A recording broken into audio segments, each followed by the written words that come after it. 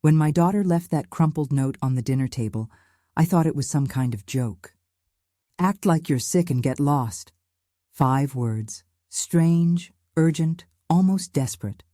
But something in her eyes told me it wasn't a joke. 10 minutes later, I realized why, and it nearly saved my life. Before we continue, tell me where you're listening from. Don't forget to add your country's flag and the city you're in. I read every comment, and it truly warms my heart to see how far our stories travel. The morning had started like any other in our house in the suburbs of Seattle, Washington. It had been just over 2 years since I'd married Richard, a successful businessman I'd met after my divorce. Our life seemed perfect to everyone's eyes. A comfortable home, money in the bank, and my daughter Lily finally having the stability she so desperately needed. Lily had always been an observant child. Too quiet for her 14 years, she seemed to absorb everything around her like a sponge. At first, her relationship with Richard was difficult, as expected from any teenager dealing with a stepfather, but over time they seemed to have found a balance. At least, that's what I thought. That Saturday morning, Richard had invited his business partners to a brunch at our house. It was an important event. They were going to discuss the company's expansion, and Richard was particularly anxious to impress them. I'd spent the entire week preparing everything, from the menu to the smallest decorative details. I was in the kitchen finishing the salad when Lily appeared. Her face was pale, and there was something in her eyes I couldn't immediately identify. Tension. Fear. "Mom," she murmured, approaching like someone who doesn't want to draw attention. "I need to show you something in my room." Richard entered the kitchen at that moment, adjusting his expensive tie. He always dressed impeccably, even for informal events at home. "What are you two whispering about?" he asked with a smile that didn't reach his eyes. "Nothing important," I responded automatically. "Lily's just asking for help with something from school." "Well, be quick," he said, checking his watch. "The guests arrive in 30 minutes, and I need you here to receive them with me." I nodded, following my daughter down the hallway. As soon as we entered her room, she closed the door quickly, almost with too abrupt a movement. "What's wrong, honey?" "You're scaring me." Lily didn't respond. Instead, she took a small piece of paper from her desk and placed it in my hands. Nervously glancing toward the door, I unfolded the paper and read the hastily written words. "Act like you're sick and get lost now." "Lily, what kind of joke is this?" I asked, confused and a little annoyed. "We didn't have time for games, not with guests about to arrive. It's not a joke." Her voice was barely a whisper. "Please, Mom, trust me. You need to get out of this house now. Make up anything. Say you feel sick, but go." The desperation in her eyes paralyzed me. In all my years as a mother, I'd never seen my daughter so serious, so frightened.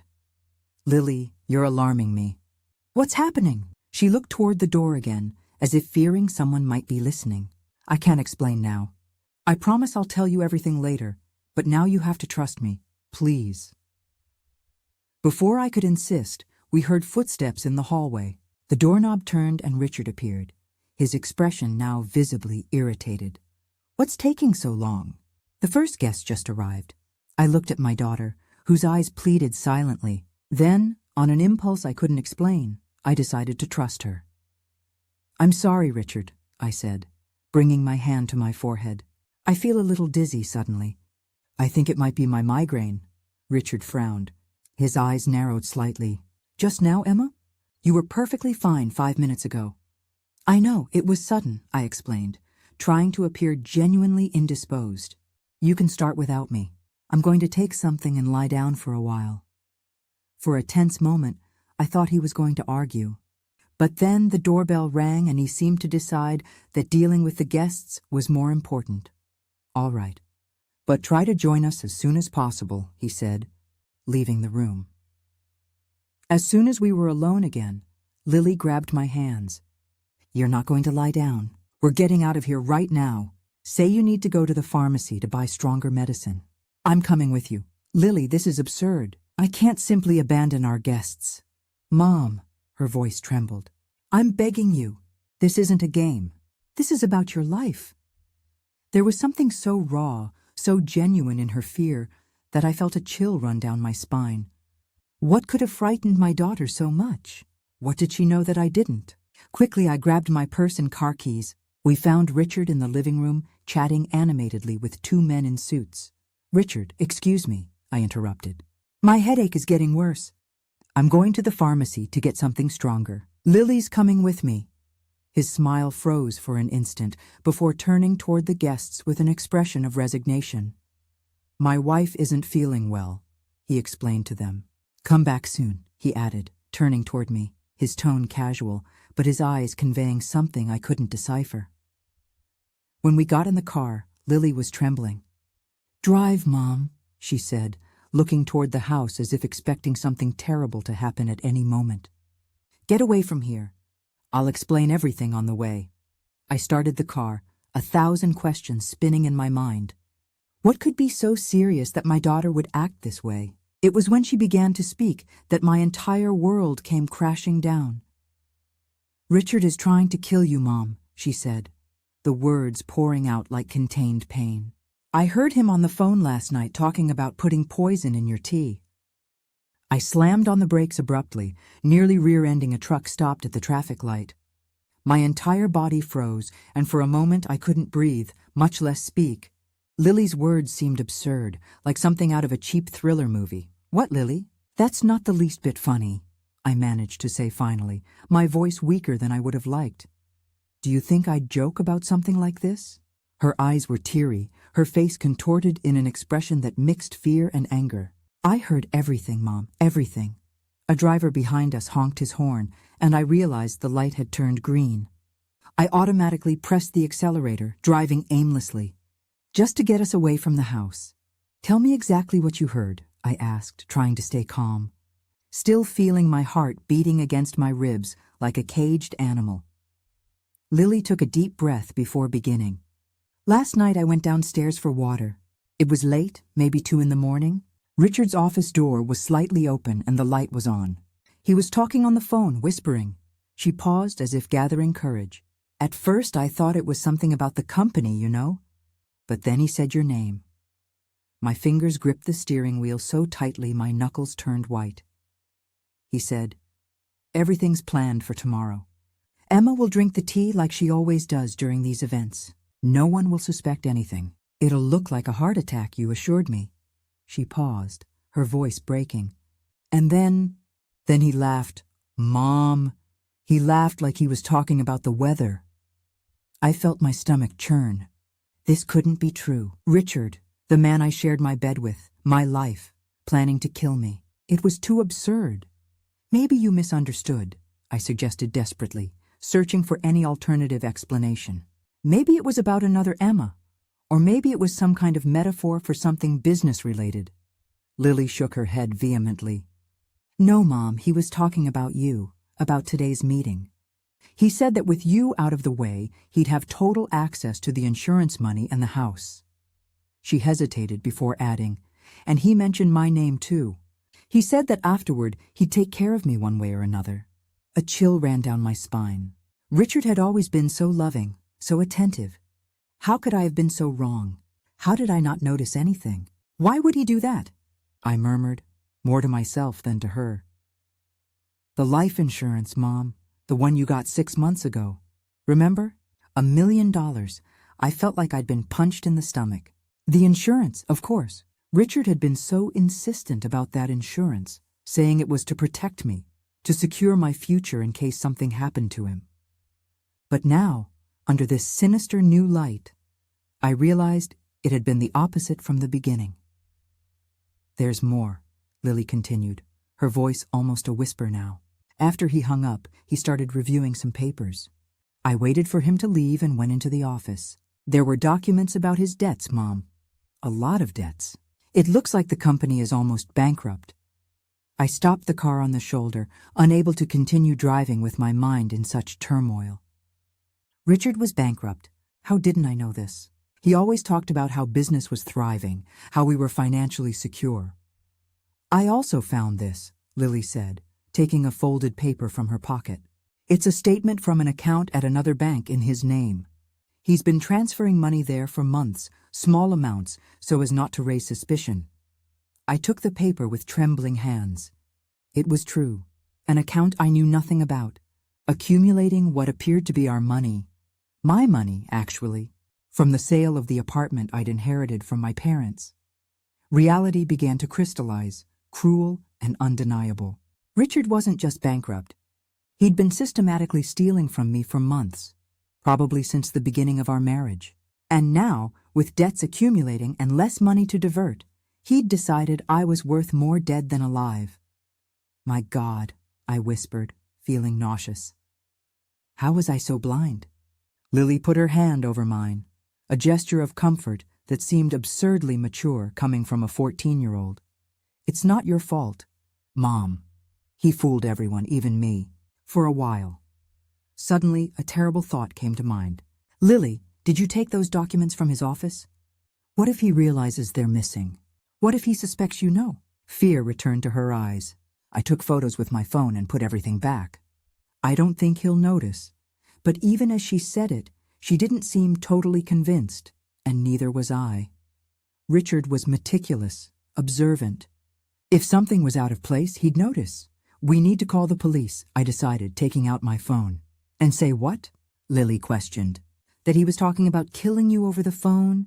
That we found documents showing he's diverting money? We don't have real proof, Mom. She was right, of course. It was our word against his. A respected businessman versus a hysterical ex-wife and a troubled teenager. I could already imagine how the story would be twisted. While we contemplated our options, my phone buzzed. A message from Richard. Where are you? The guests are asking about you. Another chill ran down my spine. His message seemed so normal, so banal, as if he hadn't planned to kill me hours ago. What are we going to do now? Lily asked, her voice trembling. It was a question I had no answer for. We couldn't go back home, that was clear, but we also couldn't simply disappear without a plan. Richard had resources, contacts. If we fled without thinking, he would eventually find us. First, we need evidence, I decided finally. Concrete evidence we can take to the police. Like what? Like the poison he planned to use today. The plan that began forming in my mind was risky, perhaps even reckless. But as the initial terror gave way to a cold, calculating rage, I knew we needed to act, and fast. We're going back, I announced, turning the key in the ignition. What? Lily's eyes widened in panic. Mom, have you lost your mind? He's going to kill you. Not if I catch him first, I replied, surprised by the firmness in my own voice. Think with me, Lily. If we run now without evidence, what happens? Richard will claim I had a breakdown, that I took you on an irrational impulse. Eventually he'll find us, and we'll be even more vulnerable. I made a sharp U-turn, heading back toward our house. We need concrete evidence. The poison he plans to use today is our best chance. If we can find it, we'll have something tangible to show the police. Lily stared at me, her face a mixture of fear and admiration. But how are we going to do it without him noticing? We'll keep up the charade. I'll say I went by the pharmacy, took a painkiller, and feel a little better. You'll go straight to your room, pretending to be indisposed too. While I distract Richard and the guests, you search the office, in the places where you saw him reviewing things recently. Lily nodded slowly, her gaze determined despite the obvious fear. And if I find something, or worse, if he realizes what we're doing? I swallowed hard, trying not to let my own terror show through. Send a text with the word now. If I get it, I'll make up an excuse and we'll leave immediately. If you find something, take photos, but don't take anything. We can't risk him noticing something's missing. As we approached the house, I felt my heart beating faster and faster. I was about to enter the wolf's den, knowing now that the man I called husband planned to kill me. The thought was so surreal, it almost seemed like a nightmare, one I desperately wanted to wake up from. When I parked in the garage entrance, I noticed there were more cars than when we left. All the guests had arrived. Remember the plan? I told Lily as we walked toward the door. Act naturally. If at any moment you feel you're in danger, leave the house immediately. Go to Mrs. Chen's next door. Understood? My daughter nodded, squeezing my hand briefly before we entered. The murmur of conversations and laughter greeted us as we opened the door. In the living room, about 10 people were chatting animatedly, champagne glasses in their hands. Richard was in the center telling some story that made everyone laugh. When he saw us, his smile faltered for an instant before recomposing itself. "Ah, you're back," he exclaimed, approaching and putting an arm around my waist. His touch, once comforting, now repulsed me. "Are you feeling better, darling?" "A little," I replied, forcing a smile. "The medicine is starting to take effect." "Good to hear." He turned to Lily. "And you, sweetheart, you look a bit pale." "I have a headache too," Lily murmured, playing her part perfectly. "I think I'm going to lie down for a while." Of course, Richard said, his concern so convincing that if I didn't know the truth, I would have believed it completely. "Rest up. If you need anything, we're down here." Lily went upstairs, and I joined the guests, accepting a glass of water that Richard offered me. I declined the champagne, claiming it wouldn't mix well with the medicine. "No tea today?" he asked casually, and I felt a chill run down my spine. "I don't think so," I replied, keeping my tone light. "I'm trying to avoid caffeine when I have migraines." Something darkened in his eyes for a brief moment, but it soon disappeared, replaced by his usual charm. "Wise of you. Come, I want to introduce you to someone."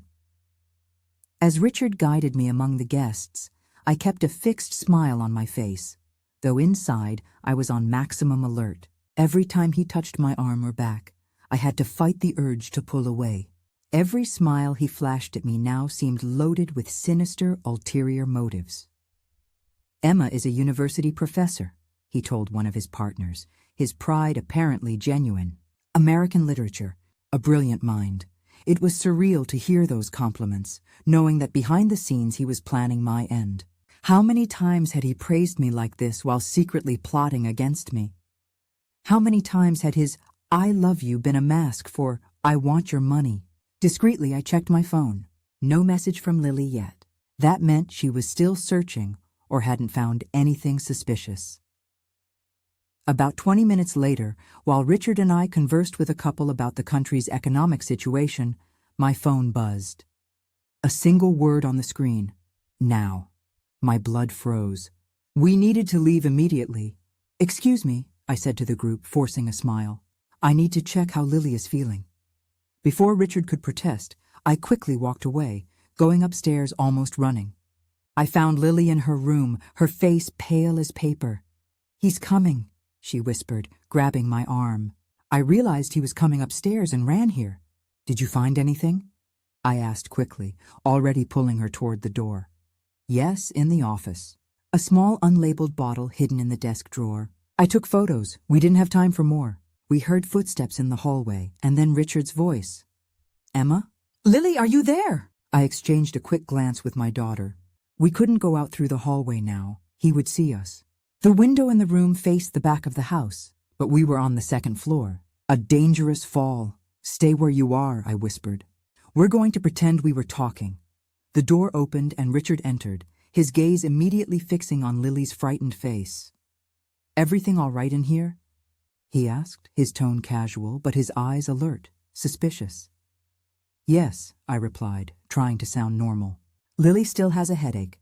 I came to see if she needed anything." Richard studied us for a moment, his eyes narrowing slightly. "I understand. And you, darling? The pain improved a bit?" "A little," I lied. "I think I can return to the party now." He smiled, but the smile didn't reach his eyes. "Excellent. By the way, I prepared that special tea you like. It's waiting for you in the kitchen." My stomach twisted. The tea, the trap he'd mentioned on the phone. "Thank you, but I think I'll pass today." "The medicine." "I insist," he interrupted, his tone still friendly, but with a new firmness. "It's a new blend I ordered especially for you. It helps with headaches." I realized then how dangerous our situation was. If I refused too vehemently, I'd raise suspicion. If I drank the tea, I'd die. "All right," I accepted finally, trying to buy time. "I'll just stay a few more minutes with Lily." Richard hesitated for a moment, as if debating internally, before nodding. "Don't be too long." The guests are asking about you." As soon as he left, closing the door behind him, Lily and I exchanged alarmed looks. "The tea," she whispered. "He's going to insist you drink it." "I know," I replied, feeling panic grow. "We need to get out of here now, through the window if necessary." But as we contemplated our escape, I heard something that made me freeze. The sound of a key turning in the lock, trapping us from the outside. Richard wasn't just watching us. He had trapped us. "He locked us in!" Lily exclaimed, running to the door and trying to open it uselessly. Panic threatened to paralyze me, but I forced myself to think rationally. If Richard had locked us in, it meant he suspected something. Maybe he'd realized his office had been invaded, or maybe the fear in our eyes had betrayed us.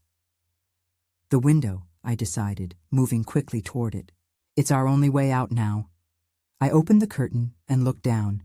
It was about a 15-foot drop to the grass below.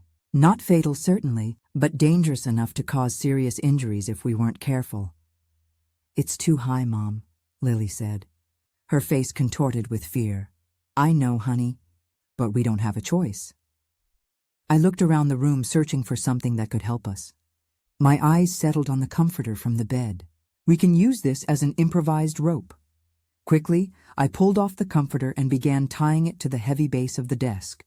It wouldn't be long enough to get us to the ground, but it would significantly reduce the height of the fall. "Mom," Lily called quietly, pointing toward the door. "He's coming back." Straining my ears, I realized she was right. Footsteps were approaching in the hallway.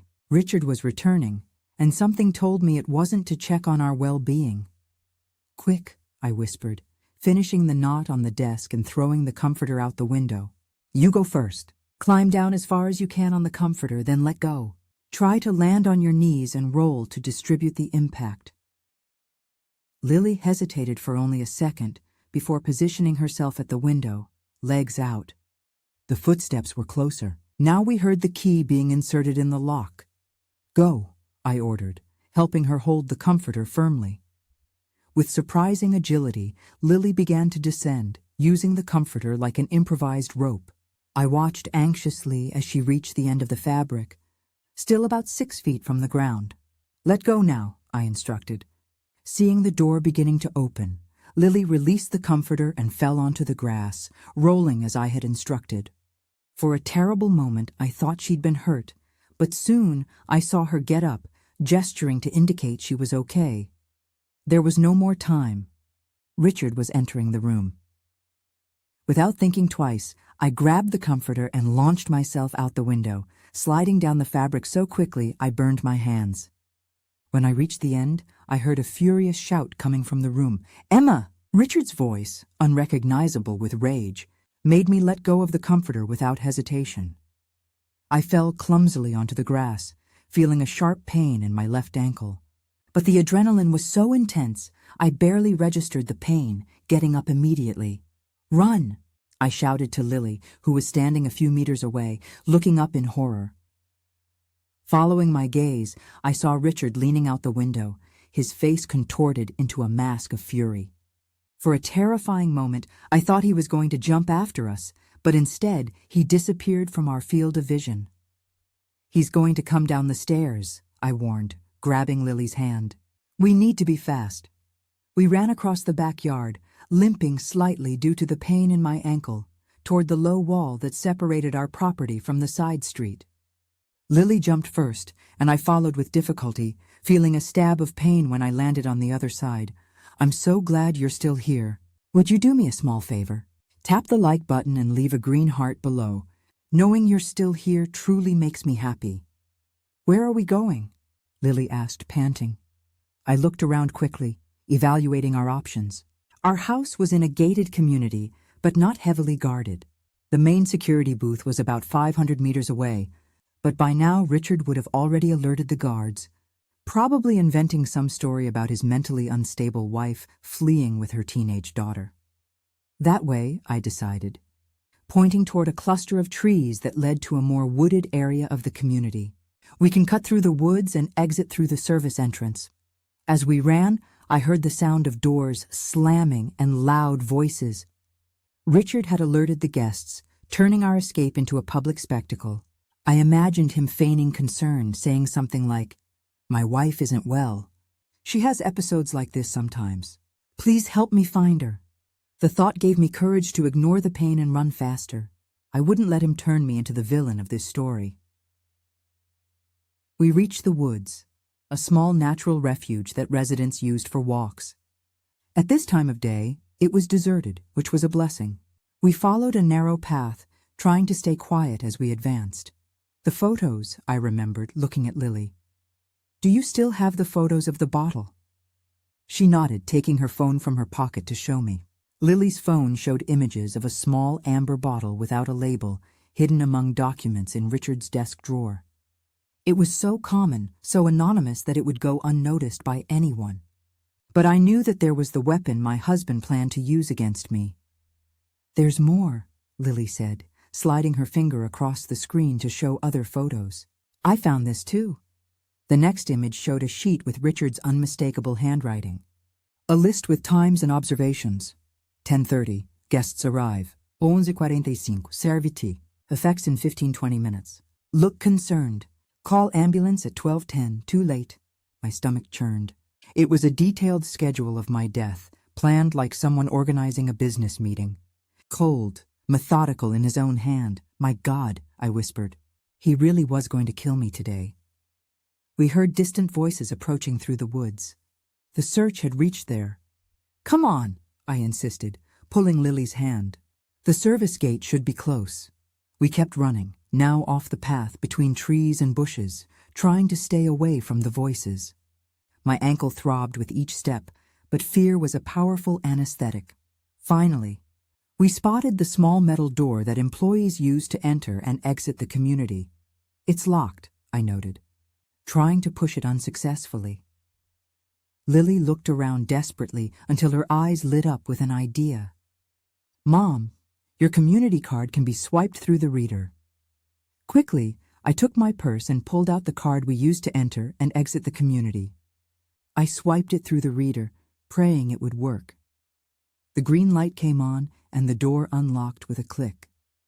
We stepped out onto a narrow, quiet street at the back of the community, away from the main entrance. It was a common residential area with simple houses and some shops. No one on the streets at that Saturday hour. "Where do we go now?" Lily asked, still holding my hand tightly. I thought quickly. We couldn't go to friends' or family's houses. Those would be the first places Richard would look for us. We needed somewhere anonymous, temporary. "We're going to take a taxi to Westlake Center Mall," I decided. "From there, we can think better and go to the police station." We walked hurriedly to a larger avenue where we managed to hail a taxi. The driver looked at us curiously, two women panting, with wrinkled clothes and frightened expressions, but didn't ask questions when I requested he take us to the nearest mall. During the ride, Lily rested her head on my shoulder, trembling slightly. "Are you okay, honey?" I asked quietly, stroking her hair. "I'm scared," she confessed. "What if he finds us?" "He won't find us," I assured her with more confidence than I actually felt. "We'll go to the police. With the evidence you got, they'll protect us." At the mall, I looked for a discreet place where we could sit. A coffee shop on the second floor seemed ideal, busy enough not to draw attention, but not too crowded. We ordered 2 hot chocolates and sat in a secluded corner. "We need to call the police now," I said, taking out my phone. That's when I noticed the dozens of missed calls and messages from Richard. With trembling hands, I opened the last message. "Emma, please come home. I'm very worried about you and Lily. If this is about our argument yesterday, we can talk. Don't do anything impulsive. I love you." The falseness of those words caused a new wave of nausea. He was building his narrative, creating evidence that I was unstable, maybe even inventing an argument that never happened. "What's he doing?" Lily asked, observing my expression. "Creating an alibi," I replied, showing her the message. "He's going to claim I had some kind of breakdown, that I imagined everything." Another message arrived. I called the police. "They're looking for you. They're worried about you both. Please, Emma, think about Lily." My blood froze. He'd involved the police, but not as a victim, as the concerned husband of an emotionally unstable woman. "This complicates everything," I murmured. "If the police are looking for us based on his story—" Lily looked at me with frightened eyes. "What are we going to do?" I took a deep breath, trying to organize my thoughts. We needed help, someone who would believe us and could give us support against Richard's accusations. "I'm going to call attorney Grace Miller." I decided finally. Grace Miller was my friend from university, and now a criminal defense attorney. We didn't speak frequently, but we kept in touch. If there was anyone who could guide us at this moment, it was her. I dialed her number, praying she'd answer on a Saturday. "Grace, it's Emma," I said as soon as she answered. "I have a serious problem. I need your help." In the next 20 minutes, I explained everything: Lily's note, the conversation my daughter overheard, the photos of the bottle and schedule, our desperate escape. Grace listened without interrupting, asking only specific questions to clarify details. "Where are you now?" she asked finally. "At Westlake Center Mall," I replied, "in the coffee shop on the second floor." "Stay there," she ordered. "I'm coming to get you. I'll be there in 30 minutes. Don't talk to anyone, especially police officers, until I arrive. Understood?" "Yes," I accepted, feeling momentary relief. "Thank you, Grace." While we waited, Lily and I remained silent, nervously observing the people around us. Every man who entered the coffee shop made me cringe, fearing to see Richard's face. "How did you know?" I finally asked Lily, holding her hands across the table. "How did you realize something was wrong even before you heard that conversation?" Lily looked down hesitantly. "I'd been suspicious of him for some time, Mom," she confessed. "Little things. The way he looked at you when he thought no one was watching, cold, calculating. And how he got nervous when you mentioned money from the apartment sale." I swallowed hard, realizing how many signs I'd ignored because I was so involved. "So blindly in love. Once," Lily continued, "I heard him talking on the phone about how the plan was taking longer than expected. At the time I thought it was about work, but after I heard the conversation last night, everything started making sense." "Why didn't you tell me before, honey?" "Because I wasn't sure. And honestly, you seemed happy with him, Mom. After everything we went through with Dad, I didn't want to ruin your happiness because of suspicions that might just be in my head. Until last night when I was certain, tears ran down my face as the truth hit me with full force. My teenage daughter had realized the danger long before I did. She'd protected me when I should have been protecting her." "I'm sorry," I whispered, squeezing her hands. "I'm sorry for not seeing it." "It's not your fault," Lily said, with a maturity that surprised me. "He fooled everyone. He was very good at that." At that moment, my phone buzzed with a new message. It was Richard again. "The police found blood in Lily's room." "Emma, what did you do? Please tell me you're both okay." I showed the message to Lily, who paled. "Blood? There was no blood in my room." "He's planting evidence," I concluded, feeling new dread. "He's trying to make it look like I hurt you. Or worse, this took everything to a new level of danger. Richard wasn't just trying to make me appear unstable. He was framing me for a crime I didn't commit. "Let's get out of here," Lily said, starting to stand. "What if the police come looking for us here?" "No," I replied firmly. Grace said to wait. "If we leave now, it'll only look like we're running," which would give more credibility to Richard's lies. It was then that I saw 2 uniformed police officers entering on the other side of the coffee shop and looking around as if searching for someone. "Mom," Lily whispered, also noticing the officers. "Stay calm," I instructed, though my own heart was racing. "We didn't do anything wrong. We have evidence. We're going to talk to them, but very carefully." The officers spotted us and began approaching our table. I saw recognition in their eyes. They probably had a description of us, maybe even photos. "Mrs. Emma Thompson?" one of them asked, stopping at our table. "Yes, that's me," I replied, keeping my voice as calm as possible. "Your husband is very worried about you and your daughter," he said, his tone professional but cautious. "He reported that you left home in an altered state, possibly putting the minor at risk." Before I could respond, Lily intervened. "That's a lie. My stepfather is trying to kill us. I have proof." The police officers exchanged skeptical glances after Lily's emphatic declaration. The older one, a man of about 50 with graying hair at his temples, frowned. "That's a very serious accusation, young lady," he said, his tone now more grave. "We have evidence," I insisted, keeping my voice low but firm. "My daughter found a bottle of poison in my husband's office, along with a schedule detailing how and when he planned to kill me today." The younger officer, who had remained silent until then, stepped forward. "Ma'am, your husband informed us that you may be experiencing psychological problems," he said, carefully choosing his words. "He said you've had similar episodes before." Rage bubbled inside me. Richard had prepared the ground perfectly. "That's absurd. I've never had any episodes," I replied, struggling to maintain composure. "My husband is lying to you because we discovered his plans." Lily took out her phone. "Look," she said, showing the photos she'd taken. "This is the bottle I found hidden in his office, and this paper has the schedule with the times when he was going to poison me." The officers examined the photos, their expressions difficult to read. "This looks like a common bottle," the older one observed. "As for the paper, it could be any notation. I don't see anything that explicitly indicates a murder plan."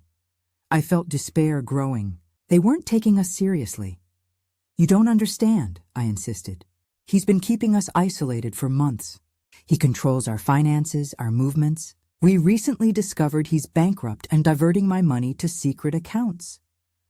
"Mom," Lily interrupted, pointing toward the coffee shop entrance. "It's Attorney Miller." I looked in the indicated direction and saw my friend walking quickly in our direction. Even after so many years, I'd recognize her anywhere. Tall, confident posture, dressed impeccably in a navy blazer despite it being Saturday. Her determined gaze brought me immense relief. "Emma," she said, stopping beside us and immediately assessing the situation. "I see the police already arrived." "Who are you, ma'am?" the older officer asked. "Attorney Grace Miller," she replied, extending a business card. "Criminal defense attorney.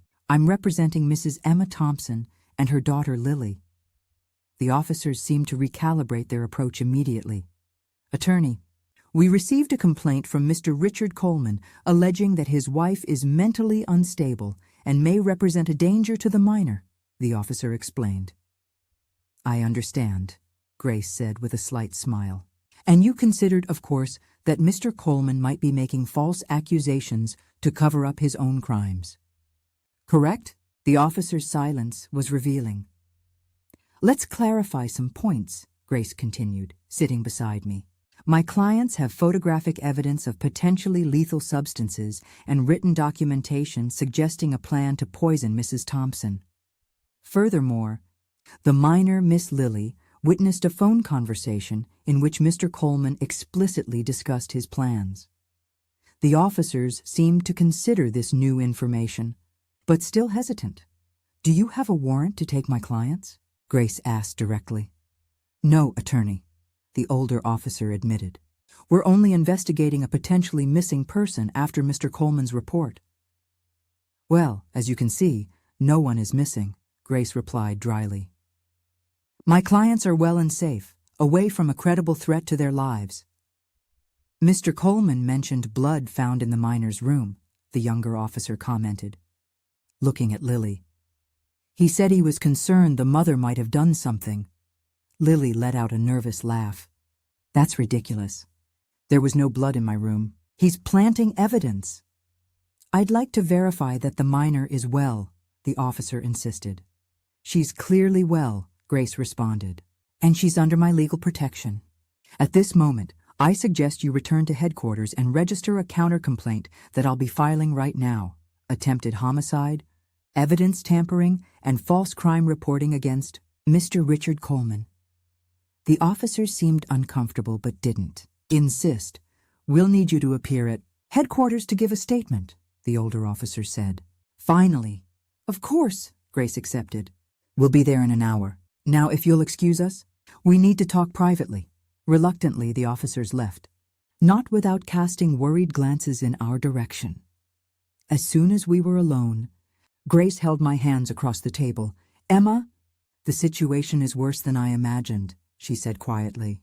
Richard acted fast. He's building a case against you, trying to paint you as an unstable woman who might hurt her own daughter. What are we going to do? I asked, feeling fear renew itself. First, we need more concrete evidence, Grace replied. The photos are a start, but we need the actual bottle and an analysis proving it contains poison. And we need to find more evidence of Richard's financial maneuvering. But how? Lily questioned. We can't go back home. You don't need to, Grace assured. I'm going to request a search warrant immediately. I have contacts who can expedite this, especially considering there's a minor potentially in danger. She paused, looking at me seriously. Emma, you have to be strong now. Richard is going to play dirty. He's going to bring up anything that could discredit you, small arguments, moments of stress, anything that could be distorted to make you seem unstable. I swallowed hard, realizing the gravity of the situation. How did he manage to fool me so completely? I murmured, more to myself than to Grace. People like Richard are masters of manipulation, she replied. Functional sociopaths who can maintain a perfect facade for years. Don't blame yourself for not realizing. At that moment, my phone buzzed again. Another message from Richard. Emma, the police found you. I'm coming to the mall now. I just want to help. Please don't do anything impulsive before I arrive. I showed the message to Grace, who immediately became alert. He's coming here, she said, standing up. We need to leave now. Where to? I asked, helping Lily gather her things. To police headquarters, Grace replied. It's the safest place right now. Richard won't try anything there, and we can formally register our complaint before he arrives. We quickly left the coffee shop, taking the longest route to the parking garage to avoid the main entrance. Grace led us to her car, a discreet black sedan, and soon we were on our way to police headquarters. During the drive, Lily held my hand firmly, her face pale but determined. I remembered how she had saved my life today with that simple note. How many other wives hadn't had the same luck? How many hadn't realized the danger until it was too late? Police headquarters was relatively quiet for a Saturday. Grace led us directly to the detective's office, with whom she apparently had a good professional relationship. Detective Hayes, she greeted the middle-aged man sitting behind the desk. We have a serious situation here. The detective looked at us curiously, inviting us to sit down. My clients are being threatened by Mrs. Thompson's husband, Grace explained succinctly. We have evidence that he planned to poison her today during an event at their home. Detective Hayes raised his eyebrows, surprised by the gravity of the accusation. That's a serious charge. Attorney Miller. And we have serious evidence, she replied, signaling for Lily to show the photos. The detective examined the images with more attention than the officers had given them at the coffee shop. While he analyzed them, Grace continued. We also believe Mr. Coleman is diverting money from Mrs. Emma and may be involved in financial fraud. He's attempted to discredit my client, alleging mental instability that was never diagnosed or treated. I understand, the detective replied, returning the phone to Lily. We need more than photos, Attorney Miller. We need the bottle, toxicological analyses, concrete evidence. That's exactly why I'm requesting a search warrant for the residence, Grace said, handing over some documents she'd prepared on the way. There's a minor at risk, and we have reason to believe Mr. Coleman is planting false evidence at this very moment. The detective began reading the documents when a commotion formed at the headquarters entrance. Through the glass of the office I saw Richard entering, accompanied by the same officers who had approached us at the mall. His face was the perfect mask of concern and relief upon seeing us. Emma! Lily! He exclaimed, trying to enter the office but being stopped by an officer at the door. Thank God you're okay. The detective looked from Richard to us, clearly trying to assess the situation. Is this the man in question? He asked. Yes, I confirmed, feeling my body tense instinctively. That's Richard Coleman, my husband. The detective gestured for them to let Richard enter. He approached, trying to hug Lily, who visibly backed away. What's happening? He asked, his expression of confusion so convincing that if I didn't know the truth, I would have doubted myself. Emma, why did you run away like that? The guests were so worried. Mr. Coleman, Detective Hayes intervened.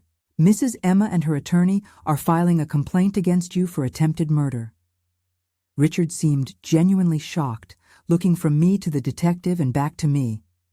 This is absurd, he exclaimed. Emma, what are you doing? Is this about that medicine? I already explained it was just to help with your anxiety attacks. What medicine? The detective asked, now more interested. Emma has been having problems, Richard explained, his voice softening as if reluctant to share something painful. Anxiety, paranoia. Sometimes the doctor prescribed a mild tranquilizer. She thinks I'm trying to drug her, but it's just the medication Dr. Santos prescribed. I felt a chill down my spine. His narrative was so plausible, so carefully constructed. That's a lie, I replied, my voice trembling with rage. I never had anxiety problems. I never visited this supposed Dr. Santos. He's making all this up. Richard sighed heavily, as if dealing with a difficult child. You see, he said to the detective, she's denied her condition for months, even refusing to take medication regularly, which only makes the episodes worse. Mr. Coleman, Grace interrupted, her voice sharp as a blade. My client has never been diagnosed with any psychological disorder. Can you present medical records that prove your allegations? Richard hesitated for a moment, almost imperceptibly, but it was there.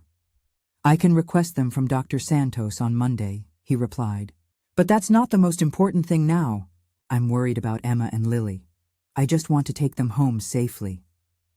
That won't be possible at the moment, the detective declared, to my relief. We have serious accusations from both sides that need to be investigated. It was then that Lily, who had remained silent until then, stood up abruptly. I heard everything, she said, looking directly at Richard. I heard you on the phone last night planning to poison my mom. You said it would look like a heart attack. You said that afterward you'd take care of me. You're a liar. Richard's expression changed for an instant, a flash of fury quickly masked by concern.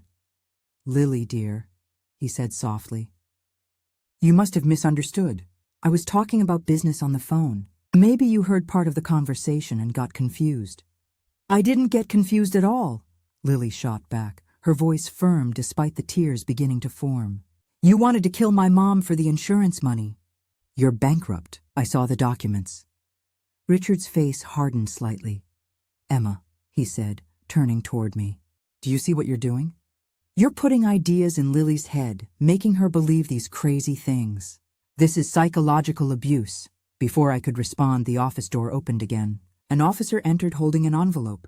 Detective, he said, we just received preliminary results from the forensics at the Coleman residence. You'll want to see this. The detective opened the envelope and examined its contents with a grave expression. The tension in the room was palpable. Richard motionless as a statue, Lily gripping my hand tightly, Grace watching every reaction attentively.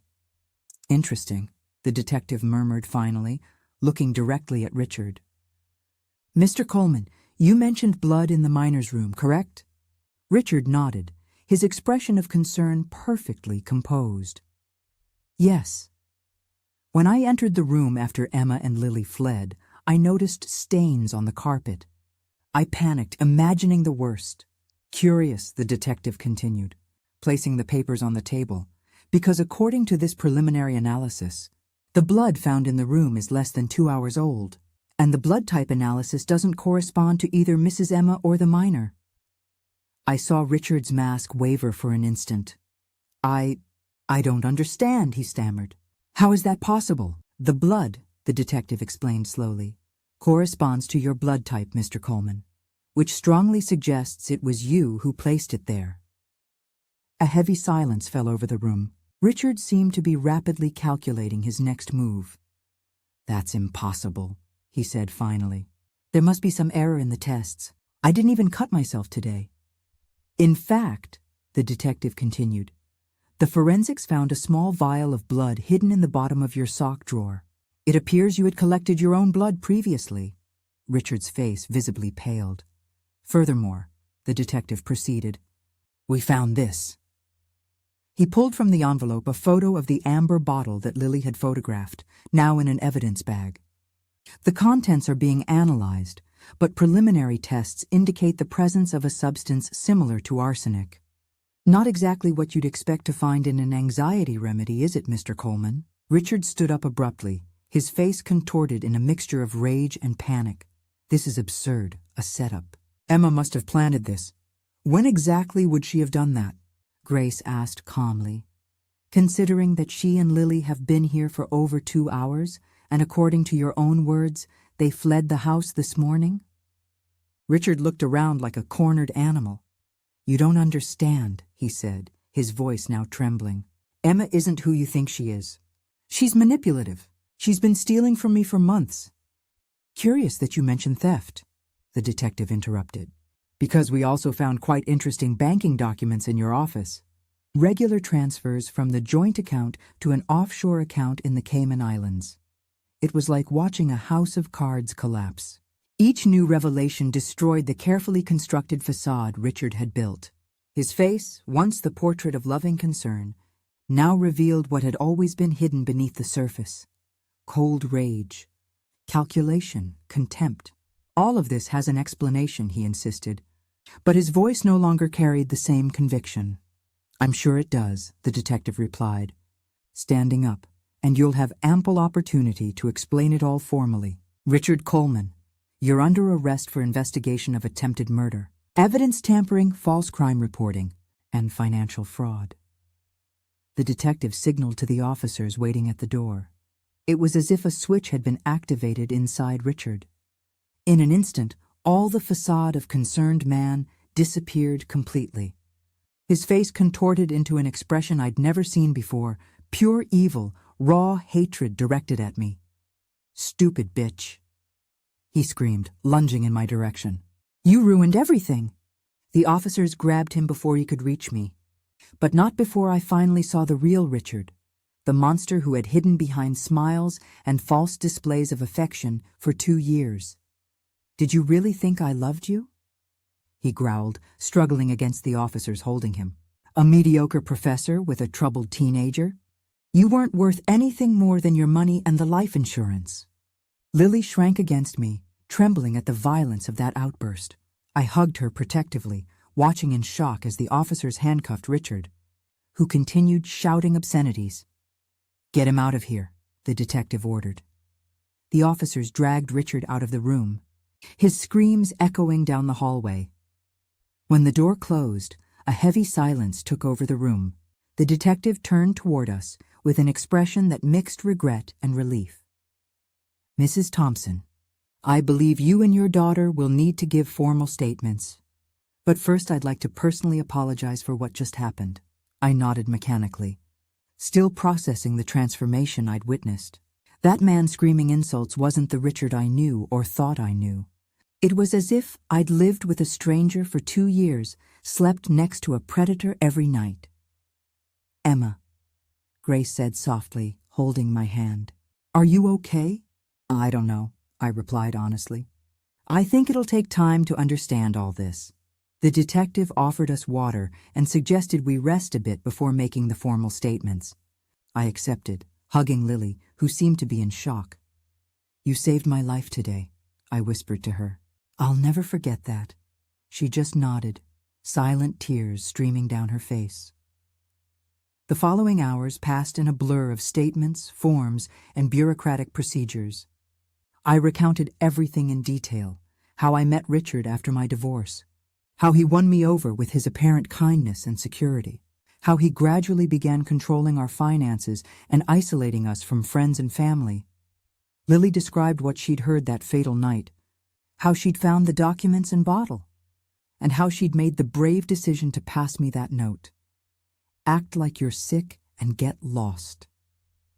5 simple words that had changed everything, that had saved me from a terrible fate. The forensics continued working at our house throughout the night, uncovering more evidence of Richard's extensive financial fraud. He had systematically transferred almost all the money I possessed to secret accounts. He had forged my signature on documents. He had even taken out the $1 million life insurance policy without my real knowledge. I had signed thinking it was homeowner's insurance. The bottle test confirmed what we already knew. It contained a mixture of arsenic and other substances that, if ingested, would cause symptoms similar to those of a heart attack. An apparently natural death that wouldn't raise suspicion. When we finally finished at headquarters, it was past midnight. Richard had been formally arrested and would await a custody hearing. Grace took us to her house, insisting we couldn't return to ours, not only because it was still a crime scene, but because the memories would be too painful. "You can stay with me as long as you need," she said, showing us the guest room. "Tomorrow we'll think about what to do next." That night, lying next to Lily and Grace's bed, I couldn't sleep. Every time I closed my eyes, I saw Richard's face transforming. I saw the hatred in his eyes when his charade finally crumbled. How had I been so blind? How didn't I notice the clues that were right in front of me? "Mom," Lily whispered in the darkness, her voice small and vulnerable. "Do you think he ever really loved us? Not even a little bit?" The question broke my heart. Despite everything, Lily was still a teenager who had lost a father figure. First her own father in the divorce, and now Richard in this horrible way. "I don't know, honey," I replied honestly. "But what I do know is that the problem wasn't with us. It was with him. Some people are like that, incapable of truly loving, seeing others only as instruments for their own ends." She remained silent for a long moment. "How are we going to move forward, Mom?" she asked finally. It was the million-dollar question. "How do you rebuild your life after such a deep betrayal? How do you trust someone again?" "One day at a time," I replied, hugging her. "Together, always together." In the weeks that followed, we discovered the full extent of Richard's web of lies. He wasn't the successful businessman he claimed to be. His company had been bankrupt for years. He had married me specifically targeting my inheritance, the apartment I sold for a considerable amount after my parents' death. Every romantic gesture, every declaration of love, every moment I thought was special, everything had been calculated, part of a cold and methodical plan. The investigation also revealed that I wasn't his first victim. There had been another woman before me, a widow who died naturally 6 months after marrying him. At the time, no one suspected anything. She had heart problems before, so a heart attack didn't raise red flags. Richard inherited everything, spent it quickly, and then found his next prey, me. The trial was a media spectacle.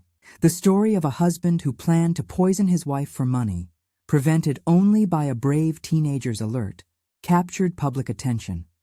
Lily and I had to relive that terrible day many times in statements, in interviews with prosecutors, in the courtroom itself. But unlike what I feared, the process, though painful, was also a form of catharsis. Each revelation, each piece of evidence presented, helped me understand that I wasn't guilty, that I wasn't stupid for not realizing. Richard was a skilled sociopath, a predator who had perfected his art over years. The sentence, when it finally came, was heavy. 30 years for aggravated attempted murder, plus 15 years for financial fraud, with strong indications of involvement in his ex-wife's death, still under investigation.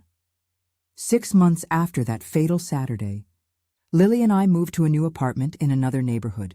It was smaller than the house we'd shared with Richard, but it was ours, a space free of toxic memories, a new beginning. That morning, while unpacking some books, I found a small folded piece of paper between the pages of a novel. I immediately recognized Lily's handwriting, and the words transported me back to that crucial moment. Act like you're sick and get lost. I carefully stored the note in a small wooden box I kept on my nightstand, a permanent reminder not only of the danger we faced, but also of the strength we discovered in ourselves to overcome it. A year passed since the day of the note. Life continued its course, as it always does, even after the most traumatic events. Lily and I found a new normalcy, though carrying invisible scars from that terrible experience. One particularly sunny Saturday afternoon, we were in our apartment kitchen preparing lunch together, something that had become a weekly ritual for us. I watched Lily cutting tomatoes with precision, her face concentrated on the task. She had grown so much this year, not just physically, but in maturity and inner strength. "Penny for your thoughts," she said, noticing my gaze. "I was thinking about how fortunate we are," I replied, surprising us both with the sincerity of those words. Lily raised an incredulous eyebrow. "Fortunate? After everything we went through with that monster?"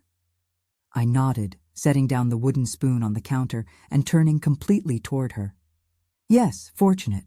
Not for having found Richard, obviously, but for having survived, for having each other, for you being brave enough to save me that day." A blush crept up Lily's neck. Even after a year, she still felt uncomfortable when I mentioned her bravery.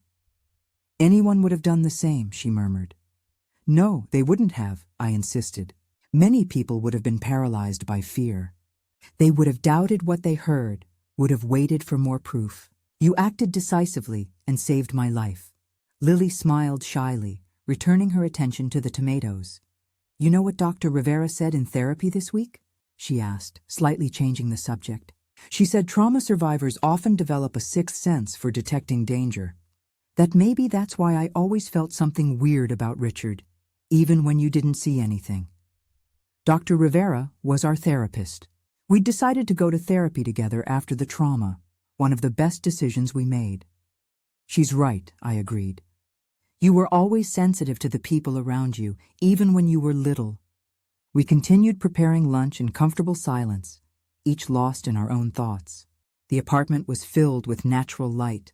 The aroma of fresh spices filled the air. And there was a sense of peace that for a long time I thought I'd never feel again. The doorbell rang, interrupting our moment. "Must be Grace," I commented, checking the clock. "She always arrives early." Grace had become more than our attorney. She was a close friend, a constant presence in our recovery journey. We had dinner together at least once a month, a tradition that began as a way to discuss ongoing legal aspects of the case, but evolved into genuine friendship. I opened the door, and there she was, holding a bottle of wine and an animated expression. "I have news," she announced, entering and hugging me before doing the same with Lily. "Good news for a change." We sat in the living room, curious about what had left Grace so enthusiastic.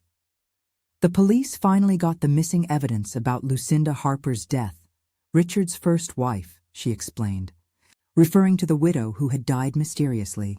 "They exhumed the body and found traces of arsenic preserved in the hair and nails." I felt a chill run down my spine. The confirmation that Richard had, in fact, murdered a woman before trying to do the same to me was disturbing, but also brought a strange sense of validation. "That means," I began, barely managing to formulate the question.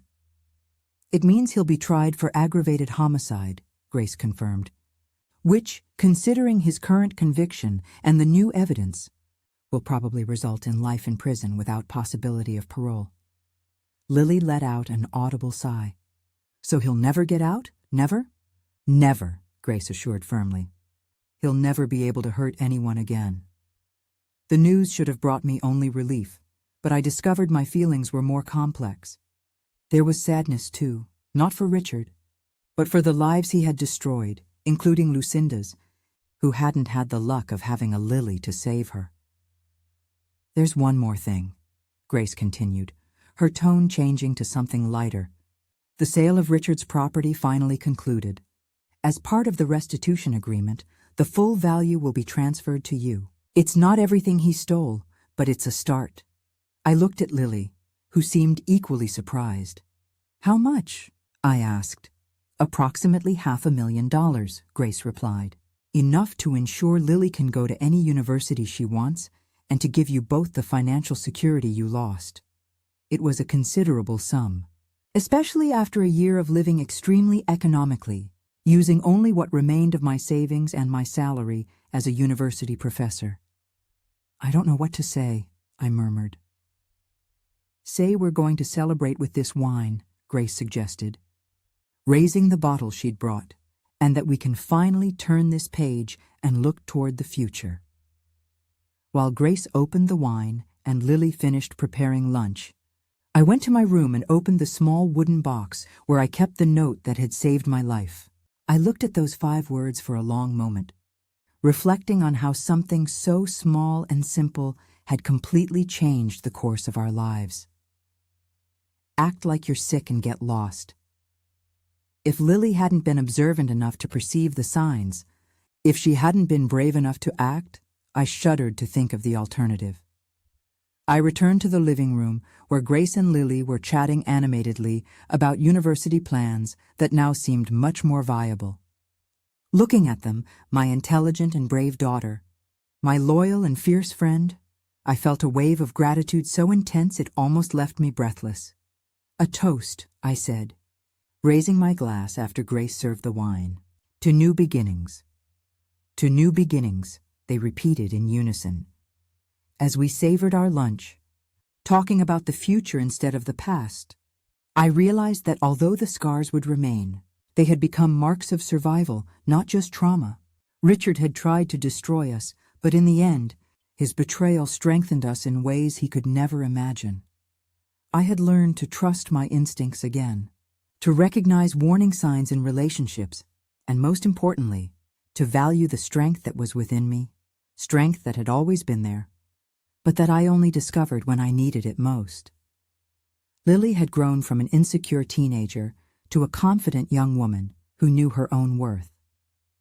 Therapy helped her process not only the trauma with Richard, but also the abandonment by her biological father. She now talked about studying psychology, inspired by how therapy had helped us heal. That evening, after Grace left and Lily fell asleep, I sat on our apartment balcony watching the city lights. I thought about all the other women who might be living with their own Richards at that very moment, unaware of the danger under their own roofs. I decided then that our story needed to be told, not just as a warning, but as a message of hope, to show that it's possible to survive the worst betrayals and rebuild, that appearances deceive, and that sometimes our salvation comes from where we least expect it. Like a simple note scribbled hastily by a teenager. And if you're listening to this now, I hope you take away 2 lessons I learned the hard way. Trust your instincts when something seems wrong, even if you can't explain why. And never, ever underestimate the power of a small act of bravery. Like the 5 words my daughter wrote that Saturday morning, words that made all the difference between life and death. Act like you're sick and get lost. Sometimes, to find your true strength, you first need to pretend you have it, and then one day you realize you're no longer pretending. Thank you for listening all the way to the end. If you enjoyed this story, the ones on your screen are just for you. If this story brought a word, a thought, or a feeling to your mind, share it in the comments. Let's see whose words will touch the most hearts. Thank you for listening.